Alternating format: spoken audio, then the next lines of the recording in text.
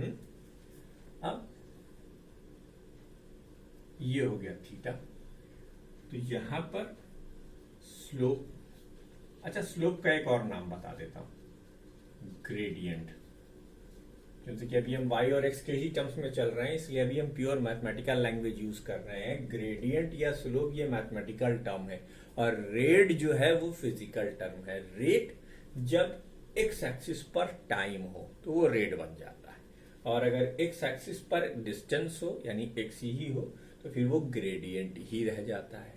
तो स्लोप यानी ग्रेडियंट, इसकी ग्रेडियंट क्या होगी, y2 minus y1 upon x2 minus x1। अब बच्चों हम एक काम करते हैं, अब जरा देखते जाना, अगला ग्राफ देखो, बहुत आराम से समझो, क्योंकि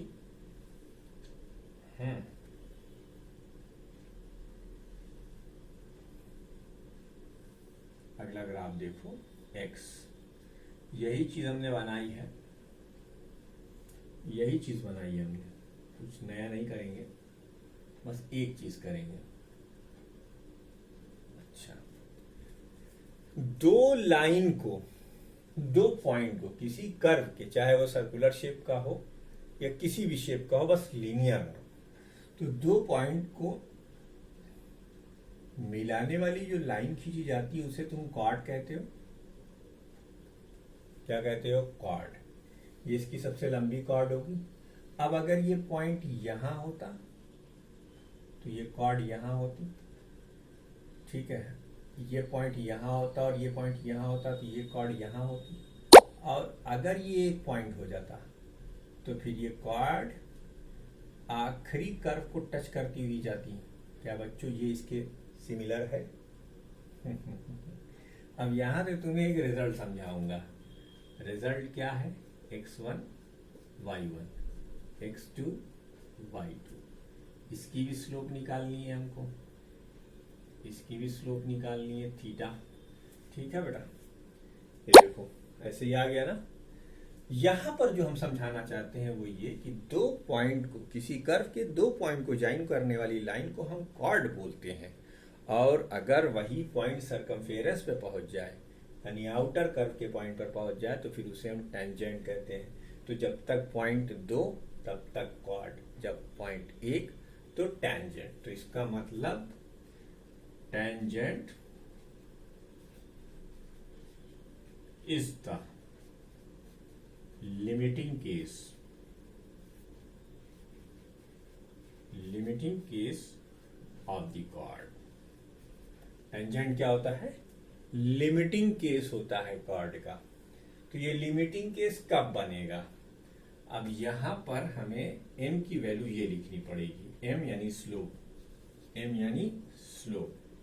ठीक, यहां पर m हम लिखेंगे y2 minus y1 upon x2 minus x1। इसको हम लिखेंगे delta y upon delta x। जब भी आप हमारे इस चैप्टर के वीडियो को स्टार्ट करेंगे तो जितनी भी वीडियो हम बनाएंगे इस चैप्टर की यानी मैथमेटिकल टूल की, वो आप कंसेकेटिवली देखिएगा, 1 बाय 1 कंसेकेटिवली देखिएगा और नोट करते चलिएगा। एक बार आपकी डिफरेंशिएशन समझ में आ गया तो आपको 11 की 50% फिजिक्स एकदम हलवा लगने लगेगी। जब मर्जी आया सूजी का हलवा बनाया और खा गए। ठीक है, अब यहां पर जो डेल्टा है इसका मतलब हम आपको अगली वीडियो में बताते हैं, आप इसे भी पॉज करके नोट कर लीजिए।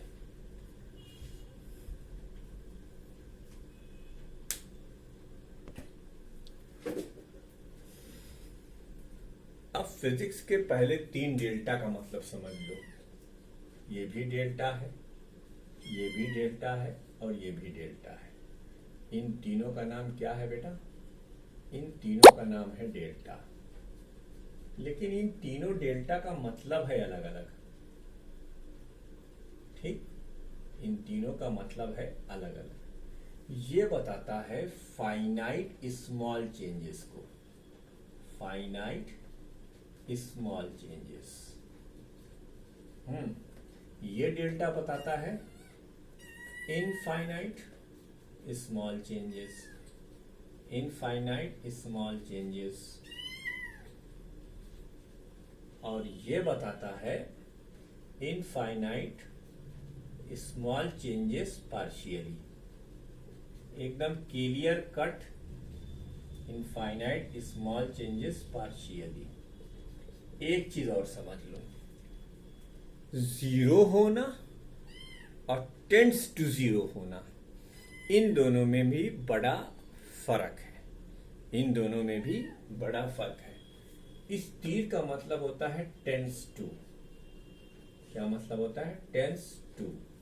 आओ, जो हमने वहां ग्राफ इससे पहले वाली वीडियो में, सॉरी इससे पहले वाले बोर्ड पर बनाया था, वो ग्राफ हम एक बार फिर से बनाएंगे और अब तुम्हें यही डिफरेंशिएशन का असली प्रोसीजर समझाएंगे, डिफरेंशिएशन का असली प्रोसीजर, ताकि तुम्हें डिफरेंशिएशन अच्छे से समझ में आ जाए। ये दो ग्राफ, ये दो पॉइंट है, ये एक टेढ़ा सा कर्व है, ठीक। ये लाइन x1, y1 पॉइंट की है और इस लाइन का ये पॉइंट x2, y2 है। ये है इसकी कॉर्ड, इसे धीरे धीरे खींचते जाओगे तो फिर फाइनली ये क्या बन जाएगी? टेंजेंट। ये हम पहले बता चुके हैं। ये तुमने लाइन खींची,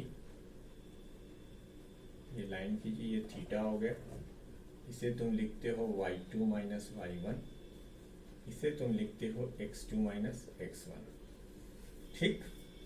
स्लोप लिखते हो m is equal to tan theta y2 minus y1 upon x2 minus x1, इसे तुम लिखते हो डेल्टा y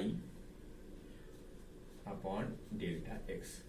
प्यारे बच्चों, अगर x2 x1 की तरफ अप्रोच करे, मतलब ये धीरे धीरे धीरे धीरे यहां से घटता हुआ यहां पहुंच जाए, ठीक है, तो x2 minus x1 is equal to 0 होगा।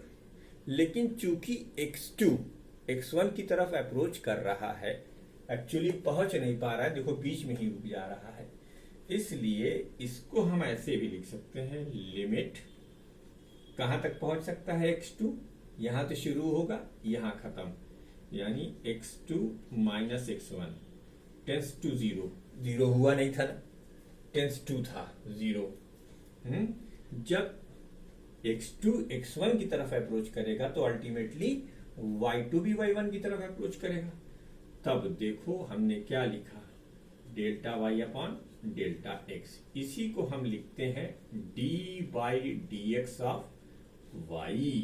आ गया डिफरेंशिएशन, ठीक है, यानी variation in the function y with respect to x, ये है डिफरेंशिएशन। इस dy बाई डी एक्स का मतलब क्या हुआ? तो dy बाई डी एक्स क्या है बेटा? देखो लिमिटिंग केस है, x2 minus x1 is tense to 0। ये शर्त कब लगती है? ये देखो छोटे से चेंज को बता रहा है। डेल्टा क्या है? फाइनाइट स्मॉल चेंजेस, ठीक है। और फिर ये जब बहुत छोटा हो जाए तो फिर इनफाइनाइट स्मॉल चेंजेस, लेकिन एग्जैक्टली 0 नहीं है। तो ये जो d by d x of y लिखा, इसका मतलब होगा the variation in the value of y with respect to x, ठीक है। तो ये जो d बाई डी एक्स है, इसे हम कहते हैं डिफरेंशियल ऑपरेटर। ये क्या कहते हैं? इसे हम डिफरेंशियल ऑपरेटर। और ये जो प्रोसेस होगा इसे हम कहेंगे डिफरेंशिएशन। इसे हम क्या कहेंगे? डिफरेंशिएशन। तो बच्चों, ये जो dy बाई डी एक्स है, इसको चलो अब हम मैथमेटिकल टर्म में ले लेते हैं। Let y is equal to f x is a function. मान लेते हैं कि y is equal to f x एक फंक्शन है, तब d by d x of y, यानी differentiation of y with respect to x। तो बेटा मैथमेटिक्स कहती है कि अगर आप इनटू या डिवाइड कर रहे हो तो लेफ्ट हैंड साइड और राइट हैंड साइड में इक्वली करना पड़ेगा। तो जब आपने ये ऑपरेटर यहां लगाया है तो आपको इस पर भी लगाना पड़ेगा, D by d x of F x. और इसका जो आंसर आएगा उसे हम कहते हैं डिफरेंशियल कोफिशिएंट। यहां नहीं लिखूंगा, इसका जो आंसर आएगा ये क्या है, डिफरेंशियल कोफिशिएंट, शॉर्ट फॉर्म में कहते हैं डीसी। ये क्या है, solution of differentiation, result of differentiation, और ये रिजल्ट ऑफ डिफरेंशिएशन। अच्छा, चूंकि ये मैथमेटिक्स है तो बायो के बच्चे तो थोड़ा सा वो करेंगे। मैं आपको हैरेस नहीं कर रहा हूं, ये मैथमेटिकल प्रोसीजर मैंने पूरा समझाया, तो फिर अहमद सर की क्या जरूरत है, समझाते तो सभी है, किताब तो सभी है। व्हाट इज द डिफरेंस, देखो जैसे ये तीन चीजें आपको और लोग नहीं बताएंगे, ये लिमिटिंग केस वाला केस नहीं बताएंगे, डायरेक्ट वो ये डिफिनीशंस लिखते हैं। ठीक है, हमने आपको पहले इसकी पूरी तमीज सिखाई। अब जब हम इसे फिजिक्स में यूज करेंगे तो चूंकि बेटा मैं कोई अरे मतलब 2-4 साल का तो मेरा एक्सपीरियंस है नहीं, मैं तो हर साल बायो के बच्चों से इंटरेक्ट करता हूँ और मैं जानता हूँ कि उन्हें कहाँ दिक्कत आती है। इसलिए पहले हम तुम्हें फिजिक्स में यूज होने वाले कुछ कॉमन डिफरेंशियल ऑपरेटर के बारे में बताऊंगा, तो वीडियो को पॉज करके इसे भी नोट कर लो।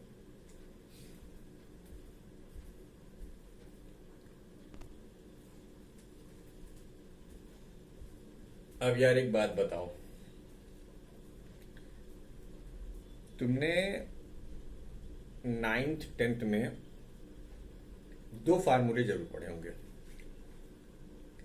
The rate of change of displacement is velocity, the rate of change of velocity is acceleration. ठीक है, ये 2 फार्मूले पढ़े थे। अब देखो इसको डिफरेंशियल फॉर्म में कैसे लिखेंगे। तो v क्या होता है, rate of change of displacement, यानी ds upon dt। S very करता है किसके रिस्पेक्ट में, t के। इसमें क्या है, differentiation of displacement with respect to time. ले भैया आ गया रेट, तो ये कॉमन यूज होने वाला। और इसका आंसर क्या है, इसका आंसर है वेलोसिटी। ये एक यूज होता है, उम्मीद करता हूं। अभी हम इसके फार्मूले भी बताएंगे, हैरस मत हो। ए ये है dv अपॉन dt, इसे हम कहेंगे differentiation of velocity with respect to time. ये क्या है बेटा, एक्सीलरेशन। ठीक, देखा इसे हम फिजिक्स से मैथमेटिक्स में कैसे ले आए। ठीक है, लेकिन ये भी क्या होंगे, लिमिटिंग केसेस होंगे, जैसे हमने वो बताया ना ग्राफ में। तो पॉइंट टू पॉइंट जब आपको वेलोसिटी या point two point acceleration calculate करना होगा तब हम डिफरेंशिएशन का यूज करेंगे, यानी वेरिएशन इन द डिस्टेंस या वेलोसिटी यूनिफॉर्म ना होकर वेरिएबल हो जाए, यानी कोई फंक्शन बन जाए, जैसे एक्सपोनेंशियल, पावर, ट्रिग्नोमेट्रिक या फिर अलजेब्रिक। तो फिर आप क्या करेंगे, फिर आप इस फार्मूले का यूज करेंगे। और बताता हूं जो फिजिक्स में यूज होते हैं। फिजिक्स में एक यूज होता है, देखो तुमने ये भी पढ़ा है, the rate of change of momentum is equal to the rate of change of momentum is equal to force, Newton second law of motion. तो यहां मोमेंटम किसके रिस्पेक्ट में चेंज हो रहा है, टाइम के। तो इसे क्या कहेंगे, differentiation of momentum with respect to time. और ये क्या इसका आंसर है, फोर्स। ये आंसर लिखता जा रहा हूं मैं। ठीक है, ये 3 कॉमन हो गए। अच्छा, और हम आगे चलकर पढ़ेंगे वेलोसिटी ग्रेडियंट। लो भैया ग्रेडियंट को भी इंट्रोड्यूस किए देता हूं। वेलोसिटी ग्रेडियंट यानी यहां पर वेलोसिटी टाइम के रिस्पेक्ट में चेंज नहीं हो रही। अगर टाइम के रिस्पेक्ट में चेंज होती तो एक्सीलरेशन होता। यहाँ वेलोसिटी चेंज हो रही है किसके रिस्पेक्ट में, डिस्टेंस के रिस्पेक्ट में, तो इसे वेलोसिटी ग्रेडियंट कहेंगे, यानी dv अपॉन dx। इसका मतलब यही है v2 minus v1 upon x2 minus x1, या limit delta x tends to 0 delta v upon delta x। ठीक है, ये वेलोसिटी ग्रेडियंट हो गया। इसी तरीके से आप जब थर्मोडायनामिक्स पढ़ेंगे तो वहां पर आपको मिलेगा टेम्परेचर ग्रेडियंट। क्या मिलेगा आपको, टेम्परेचर ग्रेडियंट। टेम्परेचर ग्रेडियंट क्या होता है, D theta upon D x. ठीक है, तो ये D theta upon D x क्या होगा, theta 2 minus theta 1 upon x2 minus x1। प्यारे बच्चों, ये चीज ये तभी बनेगी जब इस कंडीशन को ओबे करेगी, यानी variation in the denominator, variation in the denominator is near about 0, तब डिफरेंशिएशन डिफाइन होगा। तो इसे हम लिख देंगे limit delta x tends to 0 delta theta upon delta x। तो ये वेलोसिटी ग्रेडियंट, ये टेम्परेचर ग्रेडियंट, ये सब बेटा हमारे काम में आने वाली चीजें हैं। वेलोसिटी भी काम में आएगी, एक्सेलरेशन भी काम में आएगा, फोर्स भी काम में आएगा, वेलोसिटी ग्रेडियंट भी काम में आएगी, टेम्परेचर ग्रेडियंट भी काम में आएगा।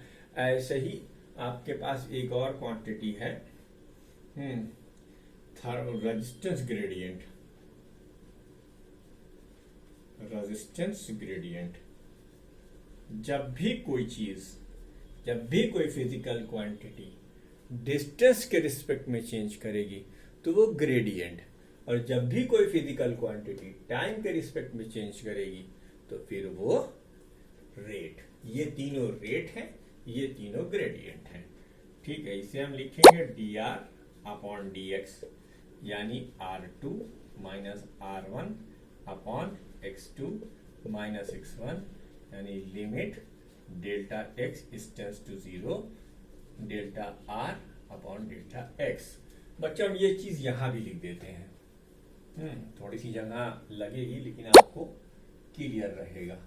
ये क्या लिखा हुआ है, limit delta t tends to 0 s2 minus s1 upon t2 minus t1, यानी limit delta t tends to 0 delta s upon delta t। ठीक है, इसी तरीके से ये क्या लिखा हुआ है, v2 minus v1 upon t2 minus t1, यानी limit delta t tends to 0 delta v upon delta t।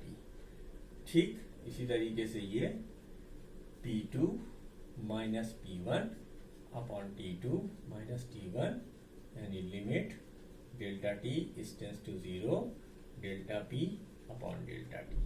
बाकी तो हमने लिख ही रखा था। तो ये 6 से आपकी मुलाकात होनी है। अब इसको हम, तो ये रेट मेजरर्स है और ये वेलोसिटी ग्रेडियंट्स है, इसे भी आप वीडियो को पॉज करके नोट कर लीजिए। अब हम इसका विधिवत आरंभ करेंगे कि how will you tackle the differentiation.